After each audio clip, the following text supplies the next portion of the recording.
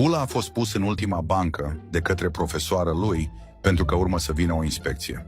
Profesoară: dacă la inspecție spui o singură prostie, te exmatriculezi din școală.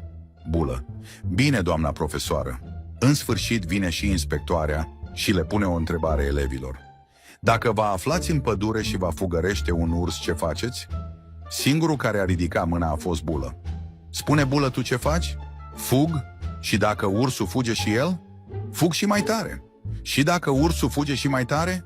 Fug și mai tare. Și dacă ursul fuge și mai tare? Mă urc într-un copac. Și dacă se urcă după ține? Urc mai sus. Și dacă urcă și el mai sus? Urc și mai sus. Și dacă urcă și el și mai sus? Mă urc în vârf.